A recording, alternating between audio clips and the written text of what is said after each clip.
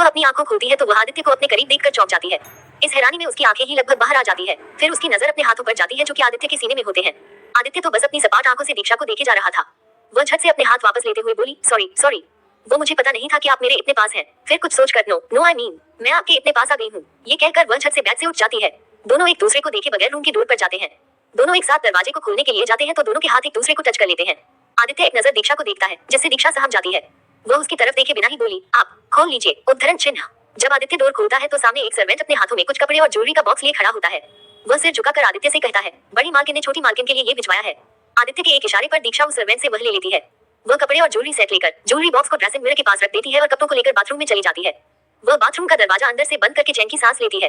दीक्षा bathroom के mirror में अपने आप को देखकर बोली, हास डॉट डॉट, दीक्षा क्या करती है तू यहाँ उस टेबल के साथ है, तुझे शर्म नहीं आती सुबह सुबह उसकी बाहों में उठते हुए। फिर एक नजर आईने में खुद को देखकर मिसेस दीक्षा मल्होत्रा डॉट डॉट, कांग्रेचुलेशंस, अब आप बहू बन गई हैं और 2 साल के लिए मिस्टर डेविल की वाइफ भी। फिर रोशनी को याद करके, ये सब उस कमीनी की वजह से हुआ है। रोशनी, एक बार तू मिल मुझे, फिर देख मार मार कर कैसे तेरा भरता बनाती हूँ मैं। एक तो मंडप छोड़कर भाग गई, चलो यहाँ तक तो ठीक भी था, पर इससे उसका मन नहीं भरा और उसने मुझे बलि का बकरा बनाकर मिस दीक्षा राठौर से मिसेस दीक्षा आदित्य मल्होत्रा बना दिया। रोशनी, आई स्वेयर, जिस दिन तू मुझे दिख गई ना, आदित्य की गन लेकर सबसे पहले तेरी खोपड़ी उड़ाऊंगी मैं, उद्धरण चिन्ह। दीक्षा ये सब बोल ही रही थी कि तभी उसे लहंगे की वजह से फिर इरिटेशन होने लगती है। आह, क्या आफत है ये, अब ये उतरेगा कैसे, ये कहकर वह अपने लहंगे को उतारने की कोशिश करने लगी। बड़ी मशक्कत के बाद वह अपने कपड़े उतारने में कामयाब होती है। शॉवर लेने के बाद जब वह शीतल जी के भिजवाए कपड़ों को देखती है तो उसका माथा ठनक जाता है। वह मन ही मन फिर से बोली, ग्रेट, बस इसी की कमी थी, साड़ी। दीक्षा ने तो जैसे साड़ी पहनने में मास्टरी हासिल की है, उद्धरण चिन्ह। वह सोचने लगी कि अब इसे कैसे पहना जाए क्योंकि उसे साड़ी पहननी तो आती नहीं थी। तभी उसे कुछ याद आया, अरे हाँ, मैं ये कैसे भूल सकती हूँ, उद्धरण चिन्ह। उसे ध्यान आया कि वह अपना मोबाइल तो लाई ही है। वह उसमें साड़ी ट्यूटोरियल लगाकर साड़ी पहनने सीखने लगी। उसने ब्लाउज और पेटीकोट पहले ही पहन रखा था, पर ब्लाउज की डोरियों को बांधने में वह कामयाब नहीं रही, इसलिए इरिटेट होकर उसने ऐसे ही उसे छोड़ दिया। थोड़ी देर तक मशक्कत करने के बाद उसने साड़ी पहन ली। फिर बाथरूम से बाहर आई तो आदित्य ऑफिस जाने के लिए बिल्कुल रेडी हो चुका था। दीक्षा ने एक नजर आदित्य की तरफ देखी। जैसे ही दोनों की नजरें टकराई, दीक्षा फटाक से दूसरी तरफ देखने लगी। वह मिरर के सामने खड़ी होकर अपने आप को ऊपर से लेकर नीचे तक देखने लगी। वह इस लाल कलर की साड़ी में बेहद खूबसूरत लग रही थी। नहाने वक्त उसने मंगलसूत्र उतार दिए थे, इसलिए वह उसे ही पहनने की कोशिश करने लगी, पर बहुत कोशिशों के बावजूद भी वह उसे लगा नहीं पाई। आदित्य बड़ी देर से उसे नोटिस कर रहा था। वह उसकी हलकते देखकर उसके पास गया। दीक्षा इस साड़ी में बहुत सुंदर लग रही थी। आदित्य भी उसे देखने से खुद को रोक नहीं पाया। आदित्य को अपने पास आता देख दीक्षा चुपचाप मिरर के सामने खड़ी हो गई। उसने दीक्षा के हाथों से मंगलसूत्र लिया और बिना किसी भाव के दीक्षा के बालों को एक्साइट करने लगा। इससे आदित्य का हाथ दीक्षा की खुली पीठ पर टच हो गई। उसने हिम्मत करके आईने में आदित्य के भावहीन चेहरे को देखने लगी। उसने दीक्षा को मंगलसूत्र पहना दिया और ब्लाउज की डोरियां भी बांध दी। ये करके वह चुपचाप कमरे से बाहर आ गया। दीक्षा तो आदित्य के इस जेस्चर से हैरान ही रह गई। उसने आईने में एक बार खुद को देखा, माथे पर सिंदूर लगाया। सिंदूर लगाते ही उसे एहसास हो गया कि अब उस पर एक बहू की जिम्मेदारी आने वाली है। सिंदूर लगाने के बाद शीतल जी के भिजवाए बैंगल्स पहने, गले में कुंदन का एक हार और कानों में उसी हार की मैचिंग इयरिंग्स पहन ली। उसने अपने बालों को कोम किया और आईने में एक टक खुद को देखने लगी। अपने आप को देखते हुए अचानक उसकी आंखों में आंसू आ गए। उसने खुद को संभालते हुए कहा, रिलैक्स दीक्षा, सब ठीक है। तूने कॉलेज में बड़े बड़े प्रोजेक्ट्स किए हैं और तू इसे भी कर लेगी, सो डोंट वरी, उद्धरण चिन्ह। ये कहकर वह कमरे से बाहर आकर नीचे जाने लगी। नीचे हॉल में शीतल जी सोफे पर बैठकर न्यूज़पेपर पढ़ रही थी। नित्या, मोहित और ईशान बातें करने में लगे हुए थे। ईशा और विहान भी उनको ज्वाइन करने के लिए आ गए थे। आदित्य जैसे ही ऑफिस जाने के लिए रेडी हुआ, विहान उसे रोकते हुए बोला, भाई आज भी तुझे ऑफिस जाने की जल्दी है, कल ही तो तेरी शादी हुई है मेरे यार। विहान के ऐसा कहने पर आदित्य उसे घूरकर देखने लगा। इतने में ही दीक्षा सीढ़ियों से होते हुए नीचे आ चुकी थी। यकायक सबकी नजरें दीक्षा पर जा टिकी। सभी उसकी खूबसूरती देखकर अपनी पलकें झपकाना ही भूल गए। आदित्य की नजरें दीक्षा पर नहीं थी। विहान दीक्षा को देखते हुए बोला, भाभी कितनी खूबसूरत है ना। उसके बगल में खड़ी ईशा ने खोए हुए अंदाज में जवाब दिया, हाँ बहुत, उद्धरण चिन्ह। उन दोनों की बातें सुनकर आदित्य की नजर दीक्षा पर गई।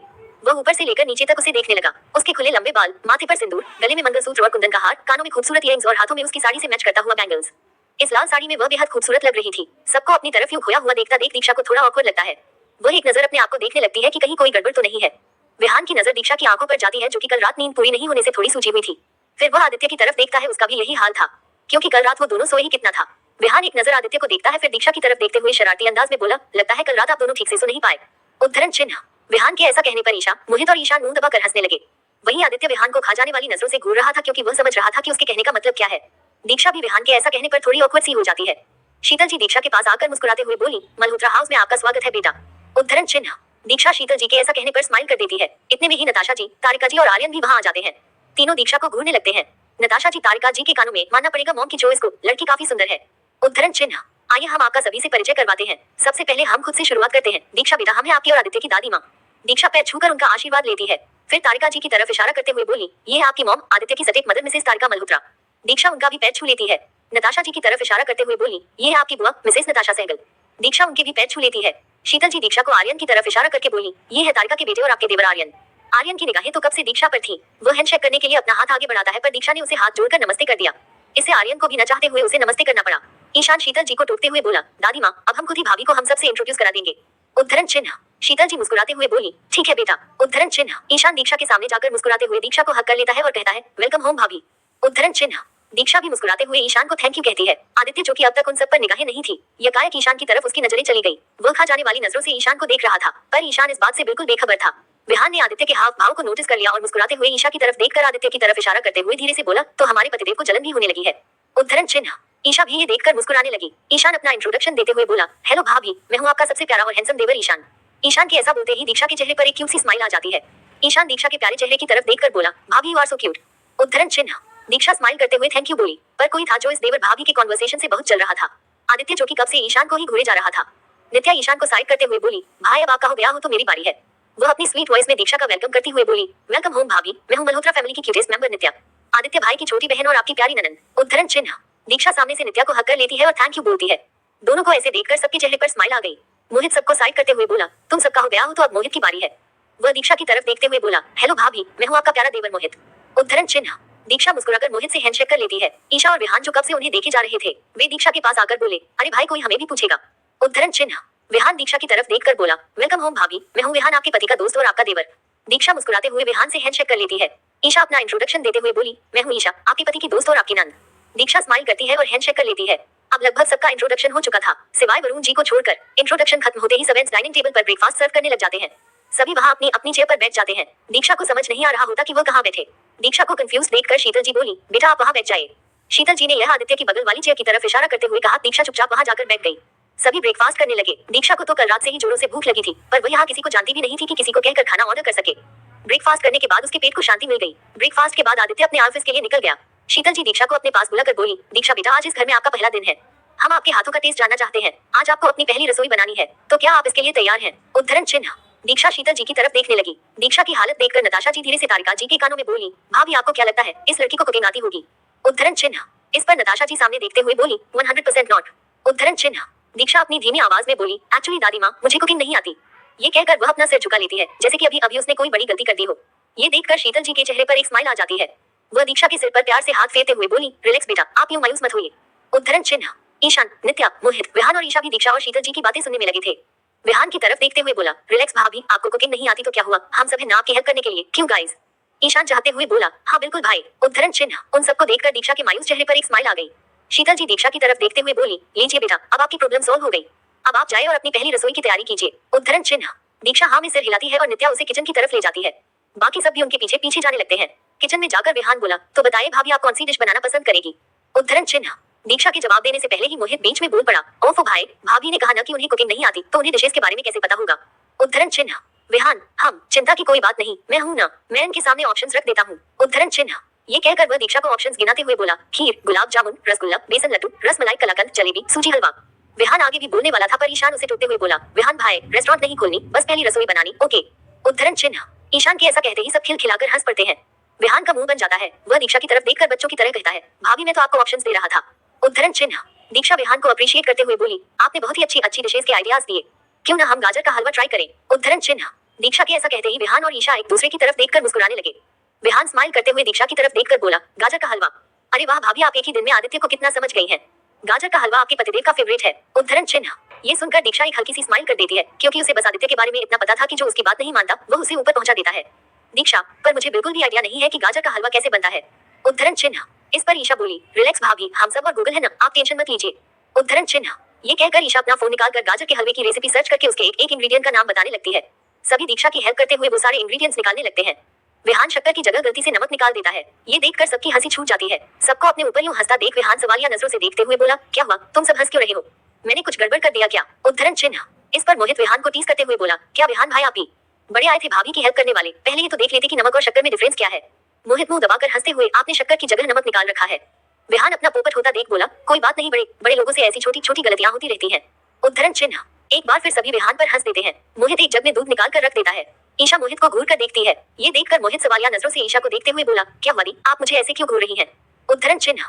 ईशा, मोहित, मेरे लिटिल बॉय, पहले ये तो चेक कर लो कि आपने जग में जो निकाला है वो दूध है भी या नहीं। मोहित जग को दोबारा चेक करता है। वह दूध की जगह गलती से लीची जूस निकाल दिया होता है। अब विहान को बदला लेने का मौका मिल गया था। वह मोहित की तरफ देखकर बोला, तो मेरे छोटे भाई, अब तुझे क्या कहना है?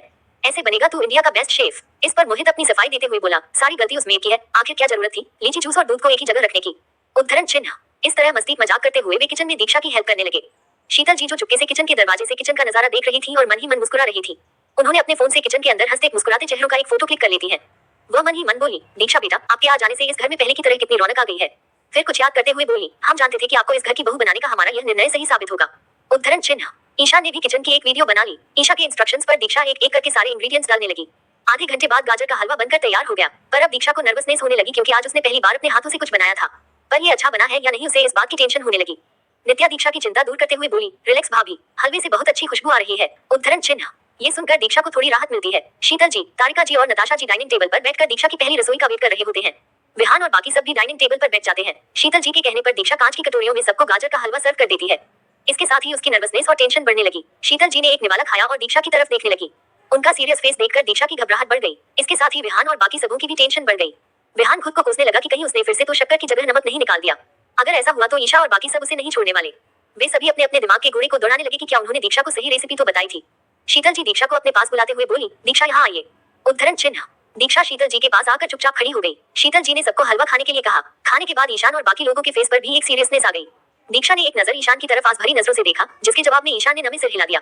ये देखकर दीक्षा लगभग डर गई। शीतल जी, दीक्षा ये आपने पहली बार कुछ बनाया था? जिसके जवाब में दीक्षा धीरे से बोली, जी दादी माँ। उद्धरण चिन्ह। दीक्षा को ऐसे देखकर शीतल जी बड़े प्यार से उसके सिर को सहलाने लगी। इसके साथ ही ईशा, विहान, नित्या, मोहित और ईशान के चेहरे पर भी बड़ी सी स्माइल आ गई। शीतल जी दीक्षा का घबराहट दूर करते हुए बोली, आप दोनों को कैसा लगा अपनी बहू की पहली रसोई का स्वाद? उद्धरण चिन्ह। नताशा जी, इट्स रियली टेस्टी मॉम। उद्धरण चिन्ह। तारिका जी, हलवा बहुत टेस्टी बना है दीक्षा बेटा। उद्धरण चिन्ह। दीक्षा तारिका जी की तरफ देखकर बोली, थैंक यू आंटी। दीक्षा के ऐसा कहने पर शीतल जी उसकी तरफ देखकर मुस्कुराई और कहा, मॉम। उद्धरण चिन्ह। दीक्षा अपने आप को करेक्ट करते हुए बोली, sorry, I mean thank you mom. उद्धरण चिन्ह। तारिका जी अपने चेहरे पर जबरदस्ती की स्माइल लाकर बोली, यू वेलकम बेटा। उद्धरण चिन्ह। शीतल जी नित्या को अपने पास बुलाकर अपने कमरे से कुछ लाने के लिए कहती है। 10 मिनट के अंदर नित्या एक बड़ी सी ज्वेलरी बॉक्स लेकर आ जाती है। शीतल जी नित्या के हाथों से वह बॉक्स लेकर उसे खोलती है। दीक्षा की तो आंखें खुली की खुली रह जाती है, क्योंकि यह एक बड़ा सा चमचमाता डायमंड नेकलेस होता है, जिसमें बड़ी बड़ी इयरिंग्स भी होती हैं। इसे देखकर इसकी कीमत का अंदाजा लगाया जा सकता था। तारिका जी और नताशा जी की आंखें तो उस बेशकीमती हार पर टिक जाती है। नताशा जी धीरे से तारिका जी के कानों में, भाभी इस हार की कीमत तो करोड़ों में होगी। उद्धरण चिन्ह। शीतल जी दीक्षा की तरफ देखकर मुस्कुराते हुए बोली, बेटा ये आपकी पहली रसोई का तोहफा है। हमने यह हार हमारी प्यारी वीना बेटा को दी थी। हमारी बहू वीना, आदित्य की माँ और आपकी सास ने हमसे कहा था कि यह हार मेरी होने वाली बहू को दे दीजिएगा और आज हम उनकी इच्छा पूरी कर रहे हैं। उद्धरण चिन्ह। दीक्षा शीतल जी को सुनती रह गई। उसके मन में संकोच भी था कि वो इतनी कीमती हार कैसे रख सकती है, और वैसे भी आदित्य की माँ ने यह हार उसकी होने वाली पत्नी के लिए रखा होगा। दीक्षा तो जानती थी कि वह आदित्य की पत्नी कभी नहीं बन पाएगी। इस हिसाब से वह मन ही मन सोचने लगी कि मैं यह हार कैसे रख सकती हूँ। मेरा इस पर कोई हक नहीं बल्कि आदित्य की पत्नी का है। दीक्षा को यूं सोच में गुम देखकर शीतल जी बोली, दीक्षा बेटा आप कहाँ खो गई? क्या आपको यह हार पसंद नहीं आया? उद्धरण चिन्ह। इस पर दीक्षा शीतल जी की बात काटते हुए बोली, अरे नहीं नहीं दादी माँ, ये आप कैसी बातें कर रही हैं? ये हार बहुत ज्यादा सुंदर है। सच कहूँ तो इतना खूबसूरत हार मैंने आज तक नहीं देखा, क्योंकि यह एक माँ का तोहफा है, इसलिए मुझे नहीं लगता कि इतनी खूबसूरत चीज दुनिया में और कोई हो सकती है। उद्धरण चिन्ह। दीक्षा की बातों ने शीतल जी का दिल जीत लिया। दीक्षा अपनी बात जारी रखते हुए बोली, पर दादी माँ मैं ये हार नहीं रख सकती। उद्धरण चिन्ह। इस पर शीतल जी दीक्षा के सिर पर प्यार से हाथ फेरते हुए बोली, पर क्यों बेटे, आप इसे क्यों नहीं रख सकती? उद्धरण चिन्ह। दीक्षा सीधे जवाब देती है, दादी माँ क्योंकि मैं अपने आप को इसके लायक नहीं मानती। मम्मी जी ने यह हार आदित्य की होने वाली पत्नी के लिए रखी है। दादी माँ सच कहूँ तो मुझे ऐसा लगता है कि न तो मैं मम्मी जी की चॉइस हूँ और न ही आदित्य की, तो मुझे नहीं लगता कि मैं इस हार के काबिल हूँ। उद्धरण चिन्ह। दीक्षा का जवाब सुनकर शीतल जी ने जवाब दिया, बेटा किसने कहा कि आप इस हार के लायक नहीं है? हमें पूरा विश्वास है कि हमने इस हार को सही हाथों में सौंपा है। उद्धरण चिन्ह। शीतल जी का जवाब सुनकर दीक्षा को कुछ कहते नहीं बनता और उसे वह बेशकीमती हार रखना पड़ता है। ईशान दीक्षा की तरफ देखते हुए बोला, भाभी दादी माँ इतने प्यार से यह गिफ्ट आपको दे रही है, इसलिए आपको खुशी खुशी एक्सेप्ट करनी चाहिए। आप इतनी लकी हो कि आपको गिफ्ट में इतने खूबसूरत नेकलेसेस मिल रहे हैं, वरना मुझ जैसों को तो हमेशा डांट ही मिलती है। उद्धरण चिन्ह। ये कहकर वह बच्चों जैसी शक्ल बनाकर दादी माँ की तरफ देखने लगा। सभी ईशान की बातें सुनकर हंस पड़ते हैं। शीतल जी तारिका जी और नताशा जी की तरफ देखने लगती है। उन्हें अपनी तरफ यूं देखता देख तारिका जी धीरे से नताशा जी के कानों में बोली, नताशा मॉम हमारी तरफ ऐसे क्यों देख रही है? उद्धरण चिन्ह। नताशा जी धीरे से, मुझे क्या पता भाभी। उद्धरण चिन्ह। शीतल जी नताशा जी और तारिका जी की तरफ देखते हुए, हमने तो अपना काम कर दिया, अब आप दोनों की बारी है। उद्धरण चिन्ह। दोनों अच्छी तरह समझ गए थे कि शीतल जी क्या कहना चाहती है, इसलिए भोलेपन का नाटक न करते हुए दोनों मजबूर होकर अपने अपने कमरे की तरफ जाने लगे। उन दोनों के फेस एक्सप्रेशन देखकर ईशा और विहान को हंसी आ गई। विहान ईशा की तरफ देखते हुए बोला, भाभी की पहली रसोई इन दोनों पर भारी पड़ने वाली है। ये सुनकर ईशा भी स्माइल कर देती है। 15 मिनट के अंदर दोनों वापस आ गई। दोनों के हाथों में एक डायमंड सेट था। वे बेमन से उसे दीक्षा की तरफ बढ़ाते हुए बोली, दीक्षा बेटा तुम्हारी पहली रसोई का गिफ्ट। पर दीक्षा पोलाइटली मना करते हुए बोली, मॉम बुआ जी आपके गिफ्ट के लिए बहुत बहुत शुक्रिया, पर प्लीज मुझे ये नहीं चाहिए। उद्धरण चिन्ह। दीक्षा के ऐसा बोलते ही दोनों का चेहरा खिल उठता है, पर वे इसे अपने फेस पर शो नहीं करती। नताशा जी शीतल जी की तरफ देखते हुए बोली, मॉम आपने सुना ना, दीक्षा को ये सब नहीं चाहिए। उद्धरण चिन्ह। शीतल जी नताशा जी की बात काटते हुए दीक्षा से बोली, दीक्षा बेटा बात सिर्फ तोहफे की नहीं है, इसे आप अपनी माँ का प्यार समझ लीजिए। उद्धरण चिन्ह। इस पर दीक्षा कुछ नहीं कहती और हाँ में सिर हिला देती है। मोहित दीक्षा की तरफ देखते हुए बोला, रख लो भाभी, वैसे भी ये दोनों कहाँ किसी को कुछ देती हैं। उद्धरण चिन्ह। मोहित के ऐसा कहने पर सभी खिलखिलाकर हंस पड़ते हैं। नताशा जी अपने बेटे की तरफ घूर कर देखते हुए बोली, शट अप मोहित, तेरी जुबान कुछ ज्यादा ही नहीं चलने लगी है आजकल। उद्धरण चिन्ह। इस पर मोहित धीरे से बोला, आपसे तो कम ही है मॉम। उद्धरण चिन्ह। फिर सभी अपने अपने कमरे में चले गए। दूसरी तरफ दी इन्फिनिटी एम्पायर का ऑफिस। आदित्य अपने कैबिन में अपने डेस्क पर बैठकर लैपटॉप में काम कर रहा था। ऑफिस का माहौल आज गर्म था क्योंकि आदित्य ने अभी थोड़ी देर पहले ही 4-5 एम्प्लॉइज को काम से निकाल दिया था। तभी आदित्य की कैबिन पर किसी ने नोट किया। आदित्य अपने लैपटॉप की तरफ देखते हुए रिमोट से कैबिन के डोर को अनलॉक करते हुए कम इन कहता है। वंश अपने हाथों में कुछ रिपोर्ट पेपर्स लेकर अंदर आ जाता है। वह आदित्य की तरफ देखकर बोला, बॉस ये रिपोर्ट पेपर्स जो आपने मंगवाया था। वह उन पेपर्स को आदित्य को दे देता है। आदित्य अपने लैपटॉप को छोड़कर उसे पढ़ने लगता है। वंश अपनी बात जारी रखता है, बॉस उन्होंने हमारे प्रोजेक्ट पर साइन करने से मना कर दिया। उद्धरण चिन्ह। आदित्य अपनी सर्द आवाज में रिपोर्ट्स को पढ़ते हुए बोला, आदित्य मल्होत्रा को न सुनने की आदत नहीं है। उसे चुपचाप उन प्रोजेक्ट पेपर्स पर साइन करने को कहो। अगर फिर भी उसे समझ नहीं आई तो ऊपर पहुंचा दो। उद्धरण चिन्ह। वंश अपने बॉस के ऑर्डर मानते हुए हाँ में जवाब देता है। वंश अभी भी आदित्य की कैबिन में खड़ा हुआ होता है। आदित्य रिपोर्ट्स पढ़ते हुए वंश की तरफ देखे बिना ही बोला, तुम्हें और कुछ कहना है। उद्धरण चिन्ह। इस पर वंश बोला, यस बॉस, कल हमारे मॉल द एमराल्ड पैलेस का ग्रैंड इनॉग्रेशन है। उद्धरण चिन्ह। इस पर आदित्य अपने मेल चेक करते हुए बोला, ये तुमने मुझे मेल किया है। उद्धरण चिन्ह। आदित्य अपने डेस्क से उठकर ग्लास विंडो की तरफ जाता है और बाहर आसमान की तरफ देखते हुए बोला, सारी तैयारियां हो गई है। वंश, यस बॉस, आपने जैसा जैसा इंस्ट्रक्ट किया था मैंने बिल्कुल वैसा ही किया है। उद्धरण चिन्ह। आदित्य अपनी कोल्ड टोन में बोला, गुड, कल के फंक्शन में मैं कोई गड़बड़ी नहीं चाहता। अगर कोई होशियारी दिखाने की कोशिश करे तो उसे बदतर मौत मिलनी चाहिए। वंश, यस बॉस। उद्धरण चिन्ह। Aditya, now you can go. उद्धरण चिन्ह। वंश आदित्य का ऑर्डर फॉलो करते हुए कैबिन से बाहर आ जाता है।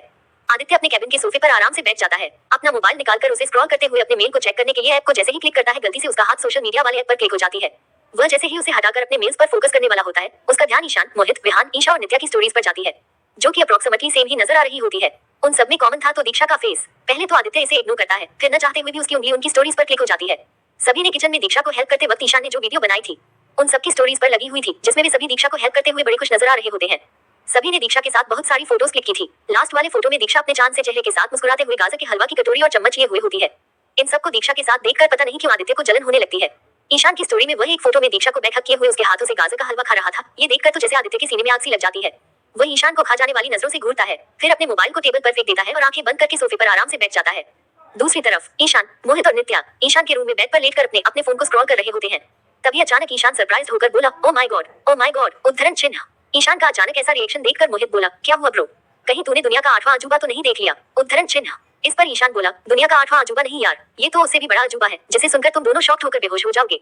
उद्धरण चिन्ह। ईशान की ऐसी बातें सुनकर मोहित और नित्या को बहुत एक्साइटमेंट होती है ईशान की बातें सुनने की। ईशान अपनी एक्साइटमेंट से भरी आवाज में बोला, भाई, हमारे जिस बिजी आदित्य भाई को हमारी बकवास सुनने का बिल्कुल टाइम नहीं होता था, उन्होंने आज हमारी स्टोरीज देखी, कैन यू बिलीव दिस। उद्धरण चिन्ह। इस पर मोहित शॉक्ड होकर बोला, क्या कहा तूने, मुझे तो बिल्कुल भी यकीन नहीं हो रहा। ये कहकर वह ईशान के हाथों से उसका मोबाइल छीनकर देखने लगता है तो पाता है कि ईशान बिल्कुल सच कह रहा है। उन सबके लिए ये शॉकिंग इसलिए था क्योंकि आदित्य ने आज सालों बाद ऐसा कुछ किया था। ईशान विहान को भी इस बारे में मैसेज कर देता है। कुछ ही मिनट के बाद विहान का रिप्लाई आ जाता है, क्या बात है छोटे, तूने ये न्यूज़ देकर मेरा दिल खुश कर दिया। उद्धरण चिन्ह। इस पर ईशान विहान को रिप्लाई करता है, भाई मैं तो ये देखकर सरप्राइज ही हो गया। पर विहान भाई ये समझ नहीं आया कि आज भाई के साथ ये चमत्कार हुआ कैसे। उद्धरण चिन्ह। इस पर विहान ने ईशान को रिप्लाई किया, सब प्यार का जादू है छोटे, हमारे मिस्टर हस्बैंड को ये बर्दाश्त नहीं हुआ कि हम सभी अकेले अकेले उनकी प्यारी बीवी के साथ इतने अच्छे पल गुजार रहे हैं, वो भी उनके बिना।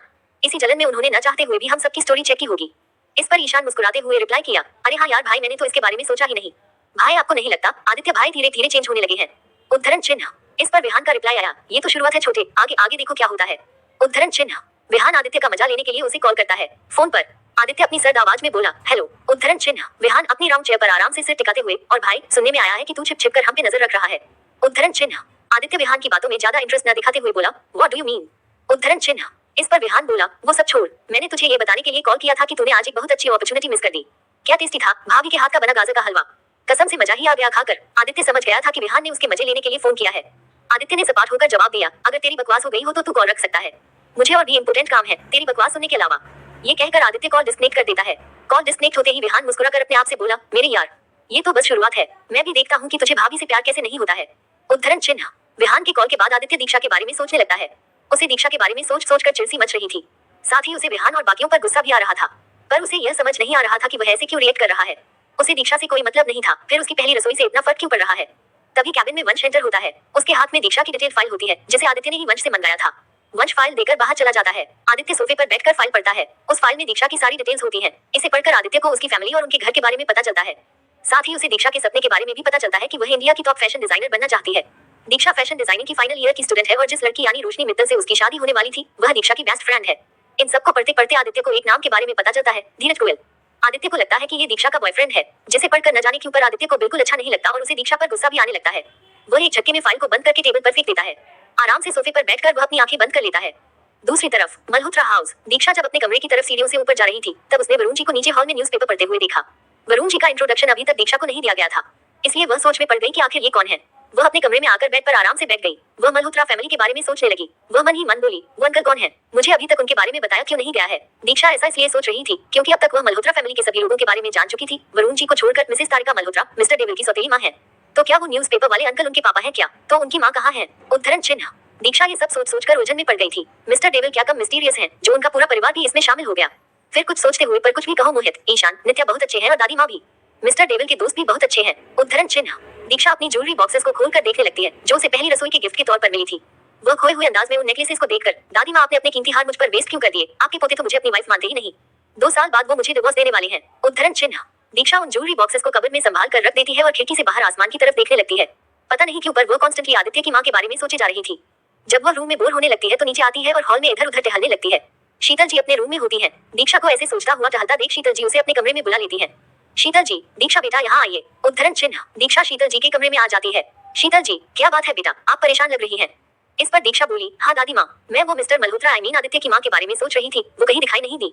उद्धरण चिन्ह। इस पर शीतल जी एक गहरी सांस लेती है और दीक्षा से बोली, दीक्षा बेटा, अब आदित्य की माँ इस दुनिया में नहीं रही। उद्धरण चिन्ह। ये बात सुनकर दीक्षा को उतनी हैरानी नहीं हुई, क्योंकि हर देते वक्त शीतल जी की बातों से लग ही रहा था कि आदित्य की माँ के साथ जरूर कुछ हुआ है। पर यह सुनकर कहीं न कहीं दीक्षा को दुख होता है। दीक्षा, आई एम सो सॉरी दादी माँ, और क्या वो अंकल जी जो नीचे हॉल में बैठे थे वो आदित्य के पापा हैं? उद्धरण चिन्ह। इस पर शीतल जी बोली, हाँ बेटा। उद्धरण चिन्ह। दीक्षा के मन में अब सवाल आने लगे कि आदित्य के पापा बाकी सबसे यूं अलग थलग क्यों रहते हैं।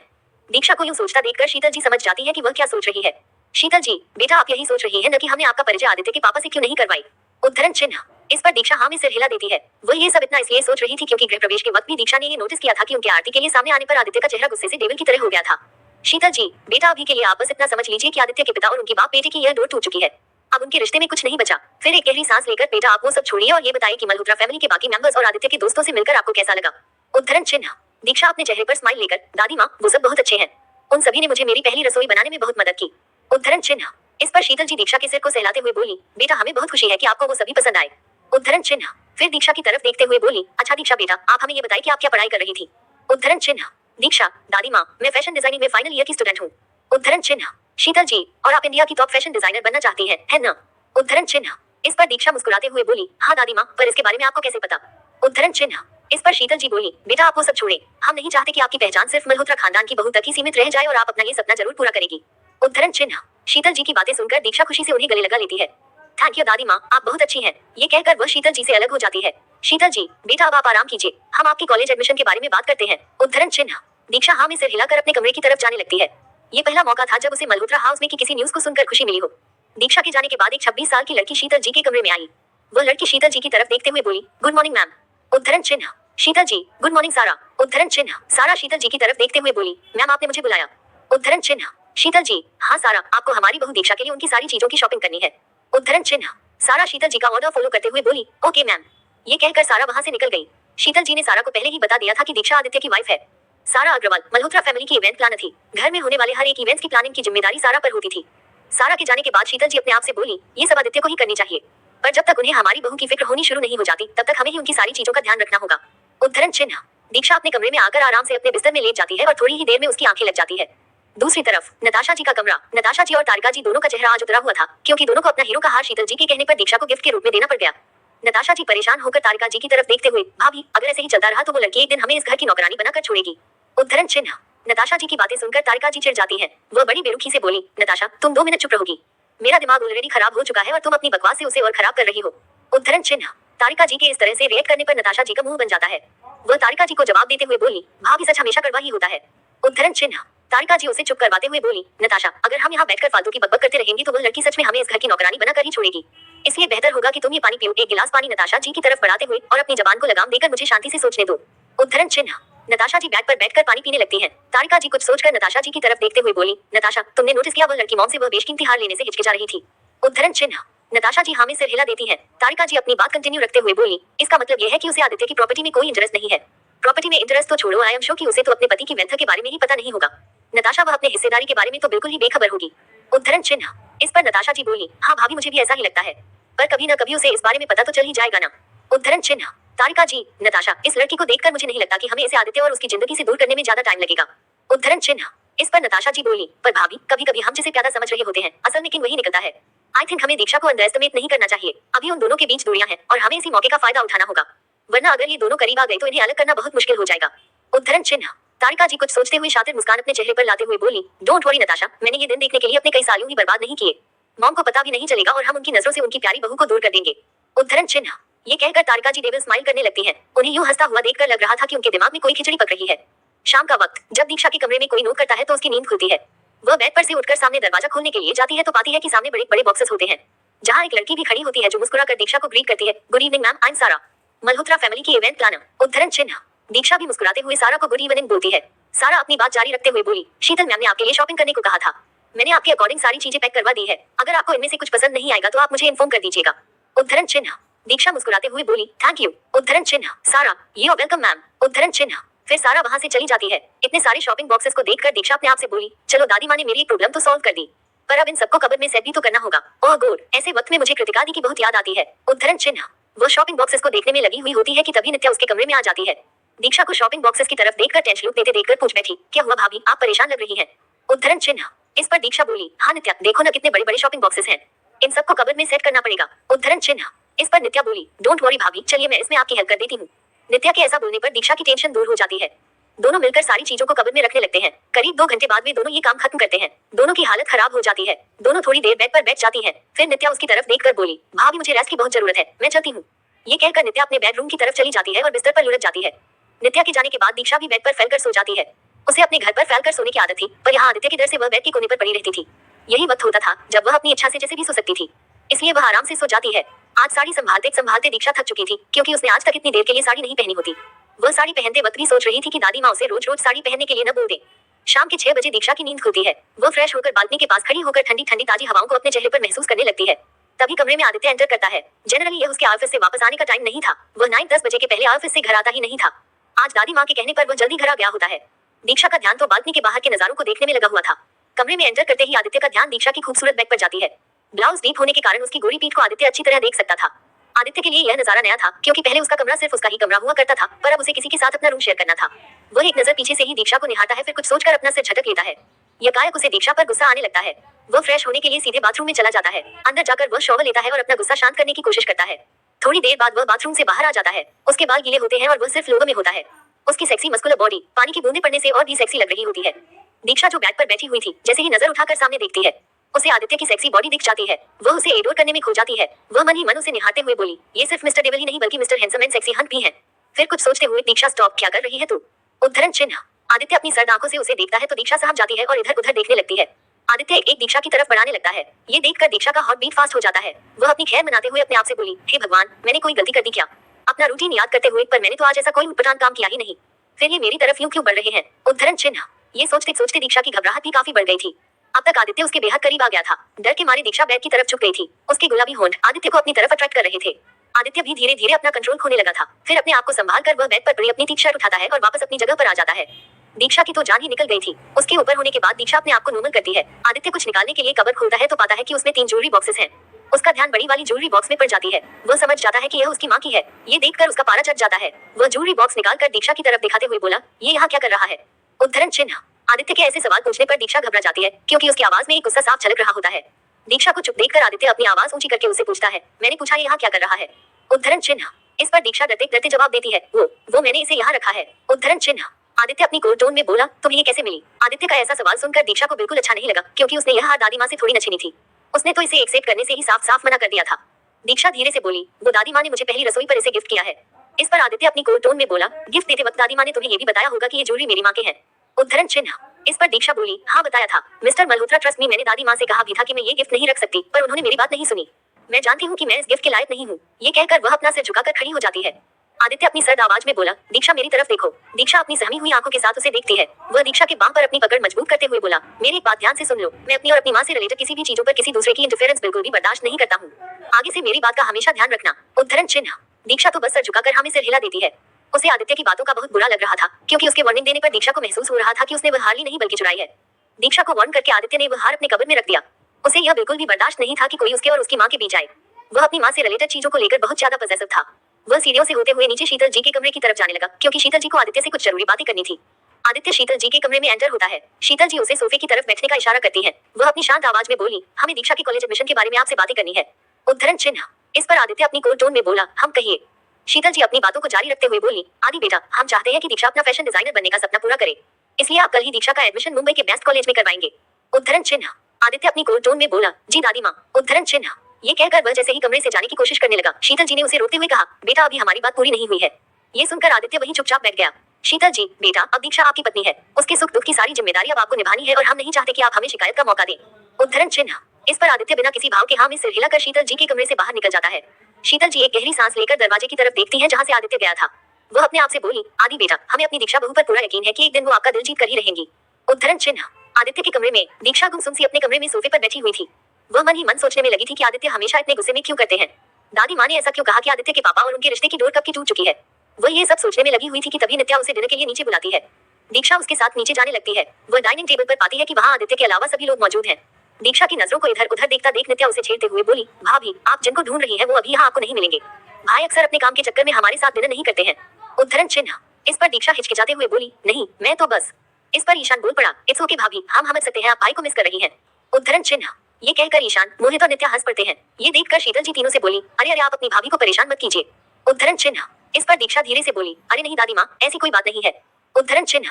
फिर डिनर के बाद सभी अपने अपने कमरे में चले गए। दीक्षा भी अपने कमरे में आ गई और चेंज करने के लिए नाइट सूट निकालने लगी।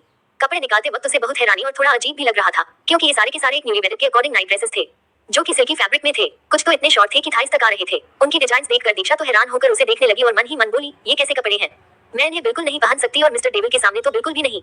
उद्धरण चिन्ह। फिर कुछ सोचते हुए खुद से बोली, अगर कपड़े चेंज नहीं किए तो सारी रात साड़ी में रहना पड़ेगा, इससे अच्छा है कि मैं इनमें से ही कुछ पहन लूं। उद्धरण चिन्ह। ये कहकर वह एक रेड कलर की सिल्की नाइट गाउन लेकर चेंज करने चली जाती है। चेंजिंग रूम में इसे पहनकर अपने आप को आईने में देखती है। यह मिड लेंथ वाला गाउन होता है जो कि 2 पीस में होता है। अंदर पहनने के लिए एक स्ट्रैपी ड्रेस होती है और बाहर पहनने के लिए एक कबाब। दीक्षा अभी बस अंदर वाले पार्ट में ही होती है। वह अपने आप को मिरर में देखकर बोली, मैं पहले से इतनी खूबसूरत थी या शादी के बाद हो गई हूँ। उद्धरण चिन्ह। इस रेड कलर की सिल्की गाउन में दीक्षा किसी अप्सरा की तरह लग रही थी। वह एक नजर अपने आप को देखती है और गाउन का कबाब पहनकर अपने आप को ढांक लेती है। वह बालकनी के पास आकर ठंडी हवाओं को अपने चेहरे पर आंखें बंद करके महसूस करती है। फिर थोड़ी देर बाद वह बेड पर आकर आराम से बैठ जाती है। उसे आज अपने मम्मी पापा, अपनी दी और दादी की बहुत ज्यादा याद आ रही थी। वह गुमसुम सी बेड पर बैठ जाती है।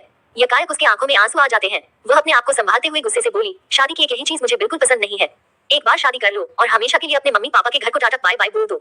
उद्धरण चिन्ह। फिर अपने आंसुओं को पोंछते हुए खुद से ही दोबारा बोल पड़ी, दीक्षा मैं जानती हूँ तू कभी रोती नहीं थी, पर पता नहीं ये इडियट आंसू आज रुकने का नाम नहीं ले रहे। उद्धरण चिन्ह। ये कहकर वह रो पड़ती है। थोड़ी देर आंसू बहाने के बाद वह अपने आप को संभालती है और बेड के साइड में रखा पानी का गिलास उठाकर पी लेती है। तभी उसके फोन पर किसी का कॉल आता है। मल्होत्रा हाउस में आने के बाद अपने फोन पर हमेशा लगी रहने वाली दीक्षा ये भूल हो गई थी कि उसके पास फोन भी है। वह मोबाइल स्क्रीन देखती है तो इसमें कृतिका दी नाम फ्लैश होता है। वह तुरंत कॉल पिक कर लेती है। फोन पर कृतिका, हेलो प्रिंसेस। उद्धरण चिन्ह। इतने दिनों बाद अपनी दी की आवाज सुनकर दीक्षा की आंखें नम सी हो जाती हैं।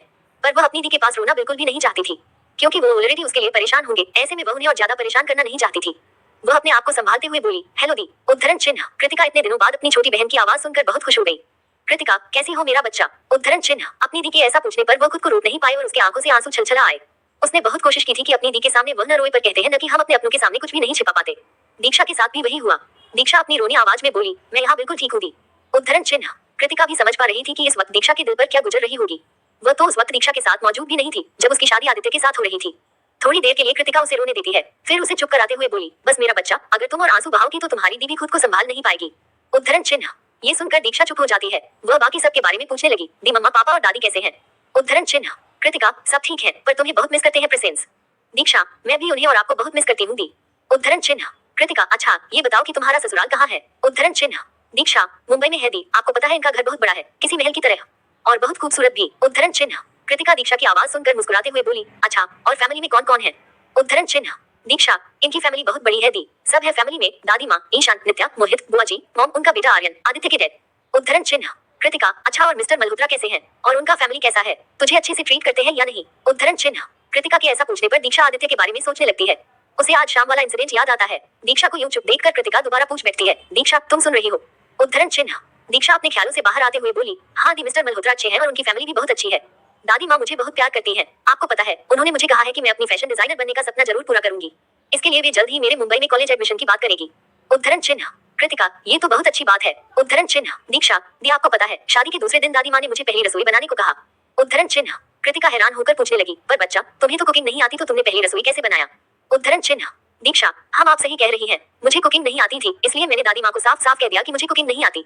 आपको पता है फिर क्या हुआ? उद्धरण चिन्ह। कृतिका जो क्यूरियस होकर दीक्षा की बातें सुनने में लगी थी, हाँ बताओ क्या हुआ? उद्धरण चिन्ह। दीक्षा, आदित्य के भाई बहनों और उनके दोस्तों ने मुझे मेरी पहली रसोई बनाने में हेल्प की।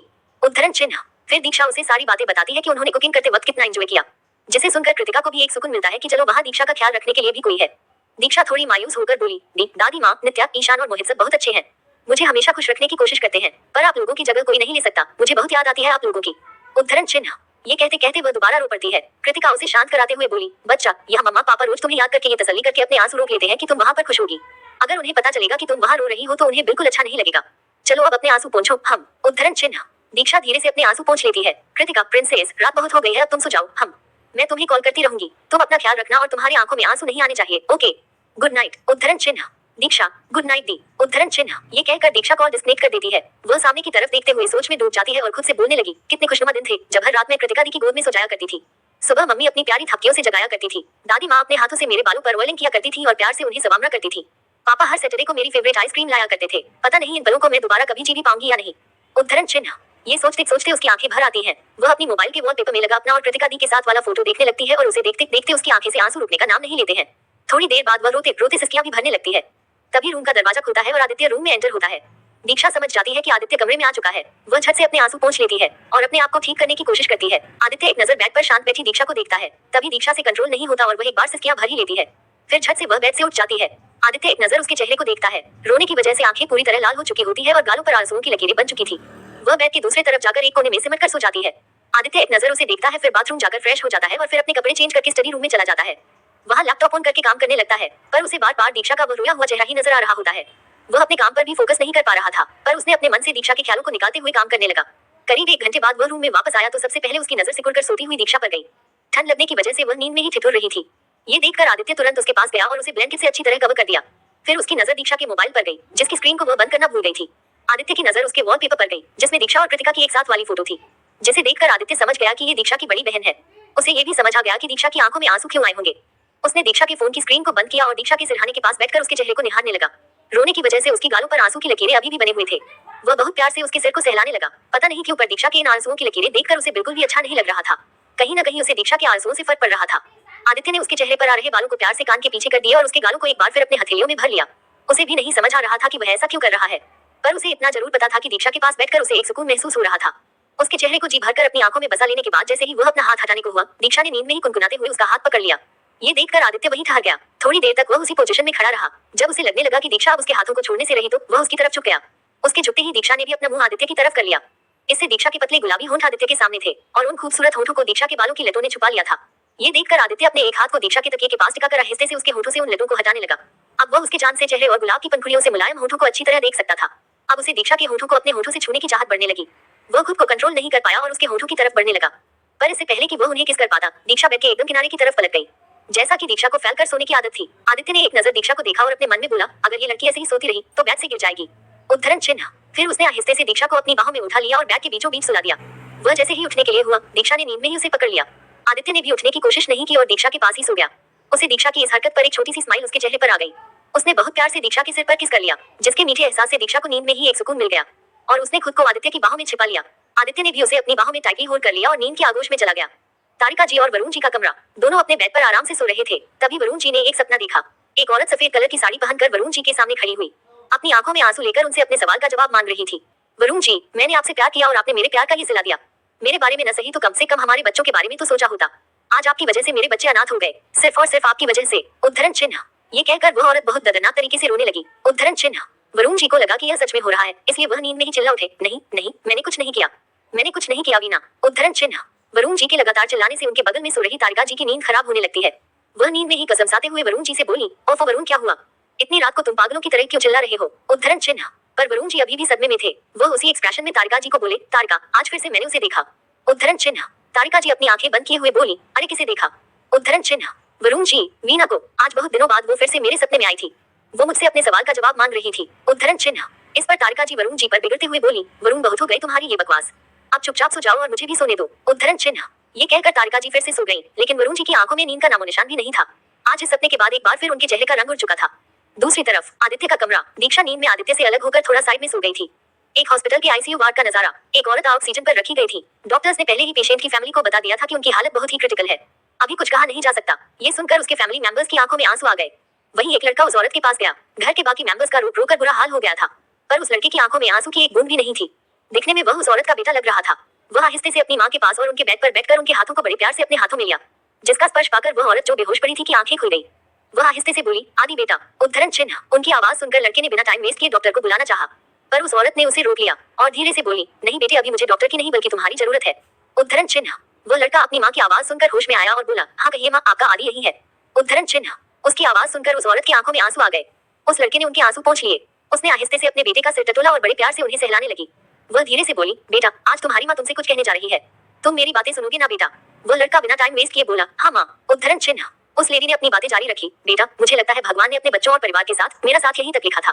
बेटा, अब मुझे उनके पास जाना होगा। उद्धरण चिन्ह। ये सुनकर उस लड़के की आंखों में एक दर्द छलक आया, पर चेहरे पर अभी भी कोई भाव नहीं थे।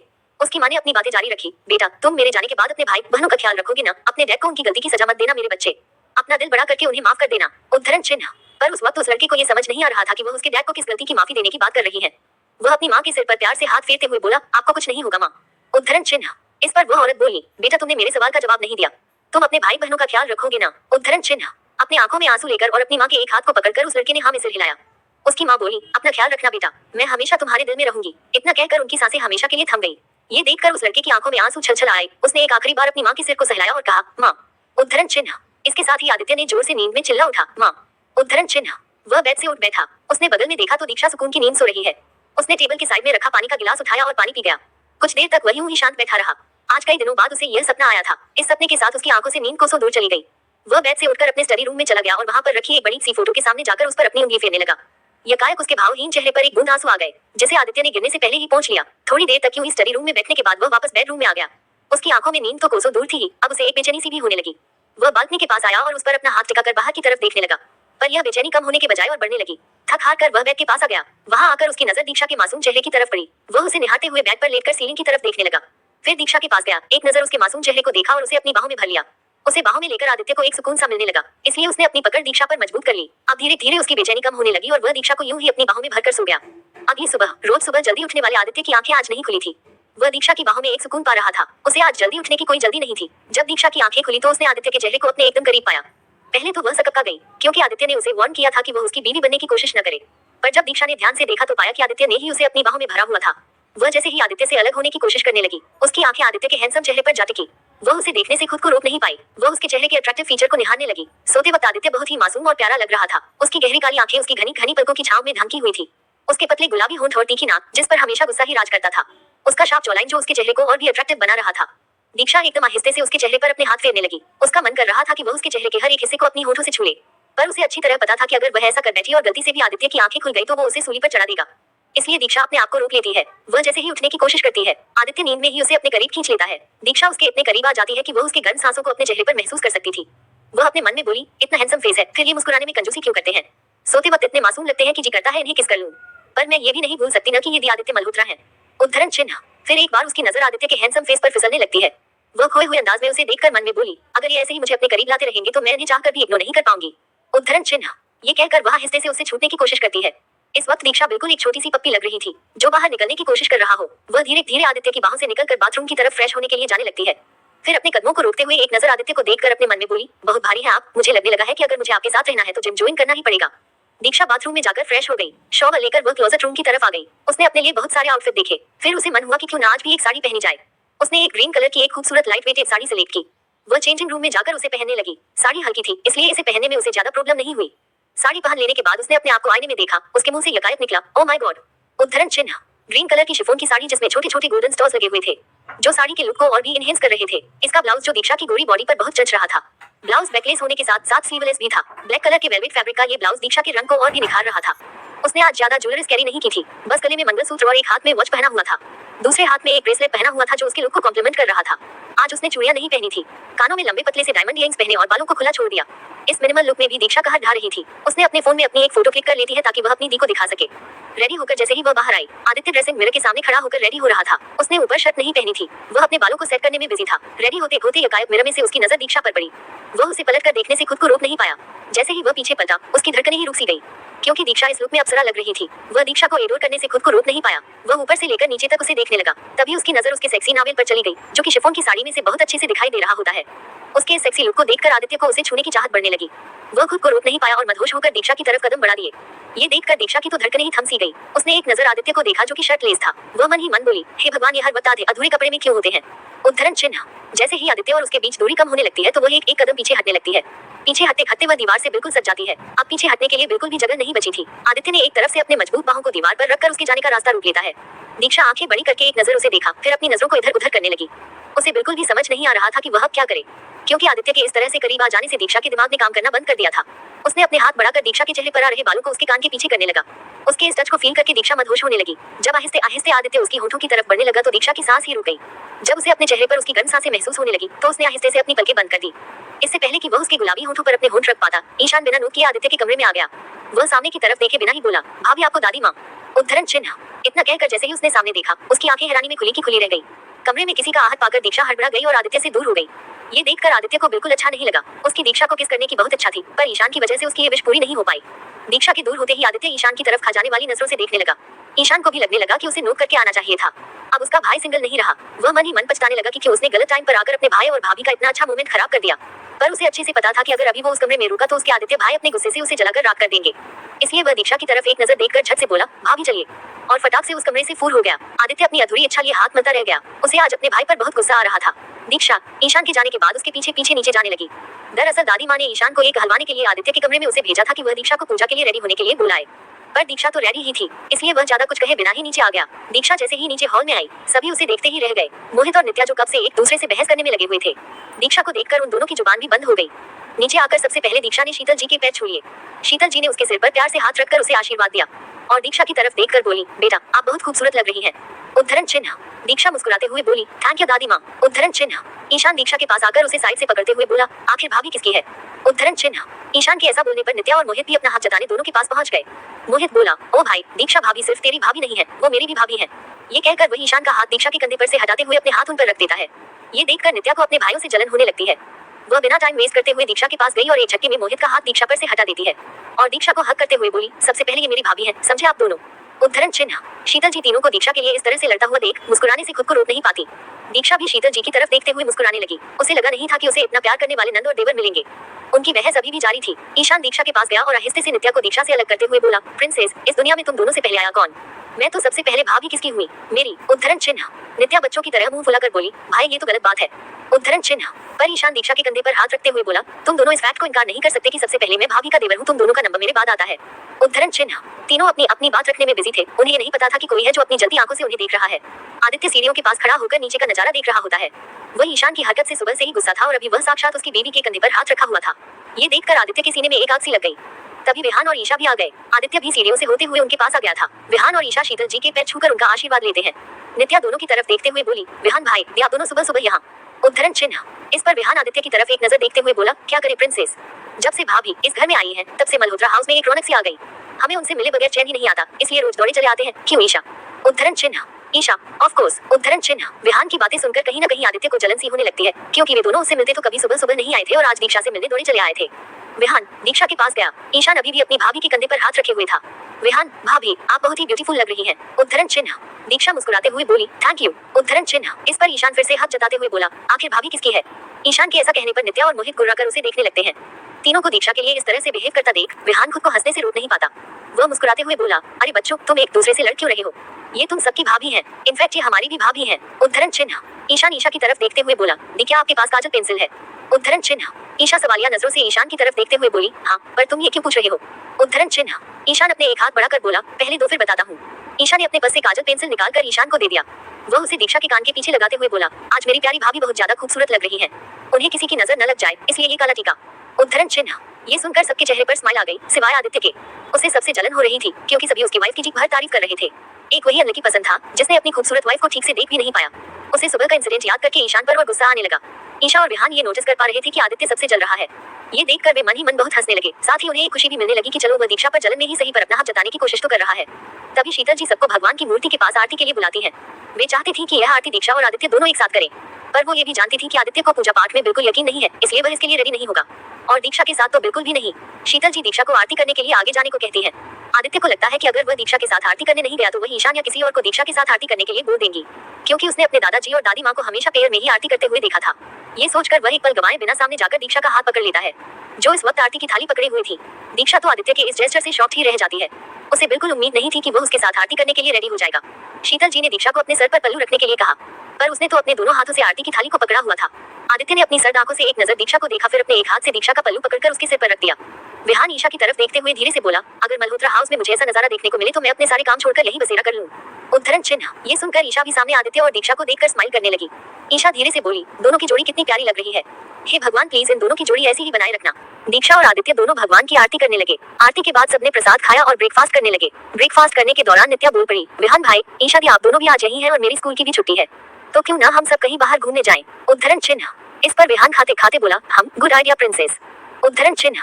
इस पर ईशान बोला, पर हम जाएंगे कहाँ गाइस। उद्धरण चिन्ह। नित्या, क्यों ना हम अपने हिल एरिया वाले फार्म हाउस चलें, बहुत टाइम हो गया वहाँ गए हुए, इसी बहाने भाभी भी उसे देख लेंगी। उद्धरण चिन्ह। सभी ने हाँ में सिर हिला दिया। ईशान शीतल जी की तरफ देखते हुए बोला, दादी माँ क्या हम वहाँ जा सकते हैं। उद्धरण चिन्ह। शीतल जी ने एक नजर दीक्षा को देखा और बोली, हाँ बेटा आप सब जा सकते हैं, अपना ध्यान रखिएगा और अपनी भाभी का भी। उद्धरण चिन्ह। इस पर विहान बोल पड़ा, डोंट वरी दादी माँ, मैं और ईशा भी इनके साथ ही रहेंगे, तो आप ज्यादा टेंशन मत लीजिए। उद्धरण चिन्ह। आदित्य जो कब से उनकी बातें सुनने में लगा हुआ था, उसे अंदर से बहुत जलन होने लगी, पर अपने चेहरे पर शो नहीं कर रहा था। एक तो सुबह से ही आज उसके साथ अच्छा नहीं हो रहा था, ऊपर से इनके घूमने जाने का प्लान ने आदित्य का दिमाग और खराब कर दिया। उसे ये बिल्कुल समझ नहीं आ रहा था कि उसे जलन क्यों हो रही है, क्योंकि ये पहली बार नहीं था जब ईशा और विहान उसके भाई बहन के साथ कहीं घूमने गए हों। उसे ये समझ नहीं आ रहा था कि पहले तो उसे कोई फर्क नहीं पड़ता था, फिर अचानक से इस जेलेसी की वजह क्या है। विहान समझ गया था कि आदित्य को जलन हो रही है, पर वह अपने चेहरे से जाहिर होने नहीं दे रहा था। उसने एक बाइट फ्रूट खाते हुए आदित्य की तरफ इनडायरेक्टली पॉइंट करते हुए कहा, अगर कोई और भी हमारे साथ जाना चाहता तो उसका बहुत बहुत वेलकम है, क्योंकि आज हम सब और भाभी जी बहुत एंजॉय करने वाले हैं, इसलिए मैं पहले ही इन्फॉर्म कर दे रहा हूँ ताकि किसी को जलन न हो। उद्धरण चिन्ह। ये सुनकर नित्या, ईशान और मोहित मन ही मन मुंह दबाकर हंसने लगे, क्योंकि जब से उनकी भाभी इस घर में आई थी तब से उनके गुस्सेल और ऐसे किसी भी मामले में ज्यादा इंटरेस्ट न दिखाने वाले आदित्य भाई को भी जलन होने लगी थी। विहान की बातें सुनकर आदित्य एक नजर घूरकर उसे देखता है, जैसे कि वह भी उसे जलाकर राख कर दे। ब्रेकफास्ट फिनिश करते ही आदित्य किसी की तरफ देखे बिना ही चुपचाप अपने ऑफिस के लिए निकल जाता है। उसके जाते ही विहान के चेहरे पर एक स्माइल आ जाती है। सभी जाने के लिए बिल्कुल रेडी थे। ब्रेकफास्ट फिनिश करके सभी ने दादी माँ को बाय किया, फिर अपनी अपनी कार में बैठकर अपने डेस्टिनेशन के लिए निकल गए। मेन दरवाजे के पास तारिका जी और नताशा जी उन्हें मल्होत्रा हाउस से जाता हुआ देख रहे थे। नताशा जी, आज इनकी टोली अपनी प्यारी भाभी को लेकर कहाँ चली। उद्धरण चिन्ह। तभी शीतल जी की नजर उन दोनों पर पड़ती है। ये देखकर दोनों अपने कमरे की तरफ जाने लगती है तो शीतल जी उन्हें रोक लेती है। शीतल जी, आप दोनों हमारे कमरे में आइए, आप दोनों से कुछ बातें करनी है। उद्धरण चिन्ह। नताशा जी और तारिका जी पहले एक दूसरे को एक नजर देखते हैं, फिर शीतल जी के पीछे पीछे उनके कमरे की तरफ जाने लगते हैं। दूसरी तरफ दी इन्फिनिटी एम्पायर आदित्य अपने ऑफिस पहुंच चुका था। उसने पहले अपने प्रोजेक्ट हेड और बाकी डिपार्टमेंट के हेड्स की मीटिंग ली, उन्हें कुछ इंपोर्टेंट इंस्ट्रक्शंस दिए, फिर वंश के साथ एक वेन्यू के लिए निकल गया। कुछ देर बाद आदित्य की कार वेन्यू पर पहुंच चुकी थी। दरअसल आज आदित्य के मोस्ट इंपोर्टेंट प्रोजेक्ट में से एक उसके मॉल प्रोजेक्ट दी एमरेल्ड पैलेस का ग्रैंड इनॉग्रेशन था। यह मॉल मुंबई के सबसे एक्सपेंसिव मॉल में से एक होने वाला था। आदित्य के मोस्ट इंपोर्टेंट प्रोजेक्ट में से एक इस प्रोजेक्ट पर उसके बिजनेस राइवल्स की नजर थी। उसके दुश्मनों ने मिलकर बहुत कोशिशें भी की कि आदित्य का ये प्रोजेक्ट सक्सेसफुल न हो पाए, पर उसे रोकना किसी के बस की बात नहीं थी। आदित्य अकेला ही उन सब पर भारी था। जाहिर सी बात थी कि जब उसने प्रोजेक्ट पर काम करवाना भी स्टार्ट नहीं किया था तो उसे रोकने की इतनी कोशिशें की गई, तो आज तो इसका इनॉग्रेशन था। ऐसे में वे इसे शांति से होने कैसे दे सकते थे, पर आदित्य ने इसका इंतजाम भी पहले से ही करवा रखा था। पूरे मॉल को पर्दों से कवर करके रखा गया था। उसकी बाहर की डेकोरेशन देखने लायक थी। इस इनॉग्रेशन पार्टी में बहुत बड़े बड़े लोग और बिजनेसमैन शामिल हुए थे। अंदर जाते हुए आदित्य ने वंश को एक लुक दिया, जिसे समझकर वंश ने जवाब दिया, don't worry boss, everything is under control. उद्धरण चिन्ह। थोड़ी देर बाद आदित्य ने बटन प्रेस करके मॉल पर से पर्दा हटाया। जैसे ही पर्दा हटा देखने वालों की आंखें ही खुली की खुली रह गई, क्योंकि इसका स्ट्रक्चर सुपर्ब था। और हो भी क्यों ना, आदित्य ने अपने इस प्रोजेक्ट पर अरबों खर्च किए थे। इसकी स्ट्रक्चर डिजाइनिंग के लिए फॉरेन से इंजीनियर्स और इंटीरियर डिजाइनर्स की टीम आई थी। एक बार के लिए आदित्य भी मॉल की खूबसूरती को देखता ही रह गया। इंजीनियर्स ने इम्प्लीमेंटेशन से पहले ही एक डमी मॉडल बनाकर आदित्य को मॉल का एक लुक दे दिया था, पर असल में यह और भी खूबसूरत और मैग्निफिसेंट लग रहा था। इसके इनॉग्रेशन के वक्त प्रोजेक्ट को इम्प्लीमेंट करने वाले इंजीनियर्स और इंटीरियर डिजाइनर्स की पूरी टीम मौजूद थी। साथ ही इस प्रोजेक्ट को हैंडल करने वाले प्रोजेक्ट मैनेजर और हेड की टीम भी वहां पर मौजूद थी। सबने इस प्रोजेक्ट के लिए दिन रात एक कर दी थी और आज वे खड़े होकर देख पा रहे थे कि उनकी मेहनत रंग लाई है। सभी ने आदित्य को उसकी इस सक्सेस पर कांग्रेचुलेशंस कहा। इसी बीच वंश आदित्य के पास आकर उसके कानों में कुछ कहा, जिसे सुनकर उसका चेहरा पूरी तरह डार्क हो गया। उसने वंश को कुछ इंपोर्टेंट इंस्ट्रक्शंस दिए और वंश उसे फॉलो करते हुए वहां से जाने लगा। आदित्य मॉल के अंदर चला गया। इसके साथ ही उसके सारे गेस्ट्स भी अंदर चले गए। अंदर एक बड़े से एरिया में पार्टी की पूरी थीम डिजाइन की गई थी। पार्टी में मौजूद सभी लोग अपनी अपनी ड्रिंक लेकर पार्टी एंजॉय करने लगे। वहाँ मौजूद जितनी भी फीमेल थी उन सबकी नजर आदित्य पर थी। और हो भी क्यों ना, आज व्हाइट शर्ट और ब्लैक पैंट वाले 3 पीस सूट के कॉम्बिनेशन में वह और भी डैशिंग लग रहा था। वह एक बिजनेसमैन मिस्टर गोयल से बात कर रहा होता है, तभी उसकी नजर एक लड़की पर जाती है जो कि उस पार्टी में मौजूद शामिल होने आई थी। उसने ग्रीन कलर की साड़ी और ब्लैक कलर की ब्लाउज पहनी हुई थी। उसकी बैक आदित्य की तरफ थी। जनरली आदित्य की नजर किसी भी लड़की पर इस तरह तो नहीं ही जाती थी। उस लड़की पर आदित्य की निगाहें जाने का रीजन भी ये था कि उसकी ड्रेसिंग बिल्कुल दीक्षा की तरह थी। वह मन ही मन उसे दीक्षा समझकर बोला, ये लड़की यहाँ क्या कर रही है। फिर जब उसे उस लड़की का चेहरा नजर आया तो वह झेप गया, क्योंकि यह सिर्फ उसका ख्याल ही था। उसे भी समझ नहीं आ रहा था कि वह उसके बारे में इतना क्यों सोच रहा है। वह अपनी वाइन पीते हुए बोला, ये मुझे क्या हो गया है, मैं बार बार उस लड़की के बारे में क्यों सोच रहा हूँ। मैंने ही तो उसे मेरी वाइफ बनने से मना किया था। फिर ईशान और बाकी लोगों के बारे में सोचते हुए मैं क्यों सोचने लगा उसके बारे में। वो वहाँ बड़े मजे से सबके साथ एंजॉय कर रही होगी। उद्धरण चिन्ह। ये कहकर वह अपनी वाइन फिनिश करने लगा। उसकी बातों से साफ जाहिर हो रहा था कि उसे दीक्षा से कितनी जलन हो रही है, क्योंकि आज उसके भाई बहन और दोस्त उसे छोड़कर दीक्षा के साथ घूमने चले गए। पर वो ये भी जानता था कि आज किसी भी कीमत पर वो उनके साथ नहीं जा पाता। पर फिर भी उसे दीक्षा और बाकी सब की बॉन्डिंग को सोच कर उसे जलन सी होने लगी थी। दूसरी तरफ विहान और बाकी सब अपने खूबसूरत सफर पर निकल पड़े थे। विहान और ईशा अपनी कार में थे। ईशान, मोहित, नित्या और दीक्षा दूसरी कार में थे। ईशान ड्राइव कर रहा था और मोहित उसके बगल में बैठा हुआ था। नित्या और दीक्षा बैक सीट पर बैठी हुई थी। दीक्षा खिड़की से बाहर रोड के खूबसूरत नजारों को देखने में बिजी थी। उनके फार्म हाउस का ये रास्ता बहुत ही खूबसूरत था। उन नजारों का मजा लेते लेते दीक्षा को आदित्य का वो चेहरा याद आने लगा जो सुबह सुबह उसने देखा था। तब वह गहरी नींद में किसी मासूम बच्चे की तरह सो रहा था। आंखें बंद करते ही उसका ये प्यारा चेहरा दीक्षा की आंखों में तैर गया और उसके चेहरे पर एक प्यारी सी मुस्कान आ गई। दीक्षा को तो ये होश भी नहीं था कि नित्या उसके बगल में बैठी हुई कब से उसे देखे जा रही है।